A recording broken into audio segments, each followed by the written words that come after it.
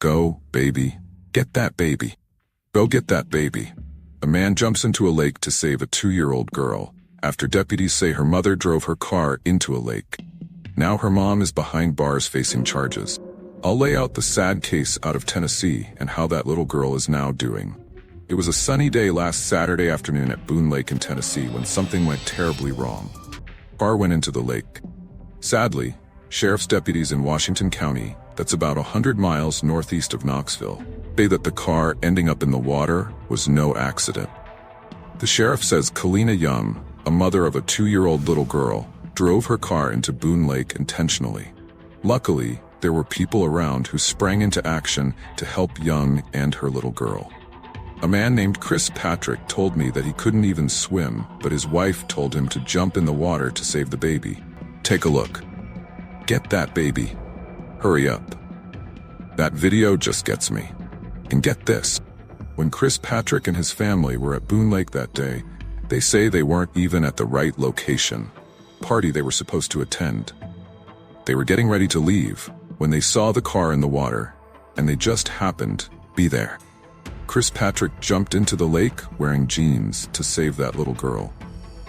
It was a disturbing scene, and witnesses helped Young and her daughter. A sheriff's incident report says Young told a first responder, "I'm going through a lot right now. I just want to be with my daughter and God." According to the EMT, Young admitted that she bought 2 steel alcoholic beverages about an hour before she drove her car into the water. Deputies noted they found 2 of those in the vehicle, one of them in the little girl's car seat. Young is now behind bars facing serious charges of attempted first-degree murder, aggravated child abuse and neglect, reckless endangerment, and driving under the influence. Now, in that video, the little girl was floating in the water. She was treated at the scene and released to family member. And thank goodness she is okay. Forensic psychologist Dr. Dana Anderson commented on the case about how a person actually gets to the point where they would drive their car into a lake with their young child. As a forensic psychologist, I am court-appointed to evaluate individuals like this and provide a psychological assessment. And during these interviews, I'm able to find out a lot more information about what that individual was thinking and feeling leading up to the time of the event. And I've also worked inpatient in a psychiatric unit for many years, where I assessed thousands of individuals who were suicidal and many people who were also homicidal. And one of the things that I've learned is that depression, if untreated, can lead to someone having thoughts about wanting to harm themselves and also potentially be homicidal. There can be a state of mind where they're in absolute despair and maybe they don't feel that there's another alternative for them. And they may, a lot of times people can be more planning or they're thinking this out over a period of time as a way to end their suffering or pain. Or sometimes it could be more impulsive and they have not been planning it for very long. There's a number of factors to look at when interviewing an individual. And very commonly what I see in my line of work is that there's also a component of substance use that maybe they're using to cope as a way to avoid pain or suffering. And in this case, we can see that she was consuming some alcohol prior to the event. So the court, if she's incarcerated right now, and it sounds like she wasn't psychiatrically hospitalized, I hope that in jail they give a tox screening to assess if there's any other substances that are influencing her mental state, to also assess her mental health to obviously get treatment. Because I do see individuals who are incarcerated, who are suicidal or homicidal, and there's a risk for them to harm themselves again. So I assess to make sure that they don't commit suicide in custody, or there's other risk factors to look for. In this case, her defense probably is going to evaluate her for competency to stand trial or even insanity. Jonna Spilbor is a criminal defense and defense. Kalina Young commented, "These cases are always so difficult. You can't analyze a case like that. You can't defend a person like this without digging deep into their mental state. I'm not saying this is going to be a case where legal insanity rules the day, but we now have levels. When we talk about legal insanity, it feels like, for the most part, that defense has gone by the wayside. But we can't ignore, Anjanette, people suffer from mental infirmity all the time in day-to-day life. This is an extreme example of that. If we're going to believe the statements that she made to law enforcement after this happened, that she wanted to kill herself, she wanted to be with God and take her child with her, obviously something is not right. And that's going to have to be explored when you defend her in criminal court. It has to be. This took some thought. She drank alcohol. She admitted to that. They found the alcoholic beverages in her vehicle. And so this is something that actually took some forethought. And that's part of the problem here. She wanted to take her own life, she said. She wanted to be with God.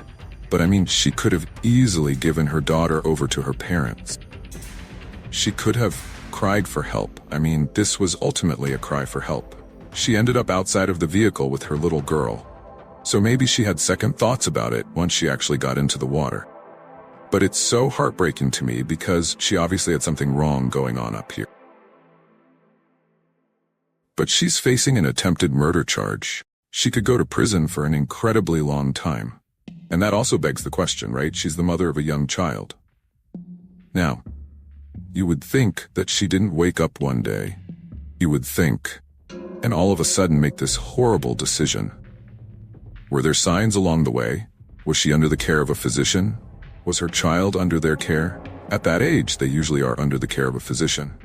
Why did this not get noticed, or did it? Maybe we'll find that out before it got to this extreme point. Seriously. And I guess that's the one saving grace, right?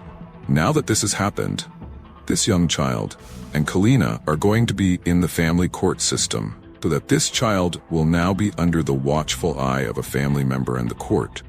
Because look, the court now has to decide, family court, whether or not Kalina can ever be a parent again.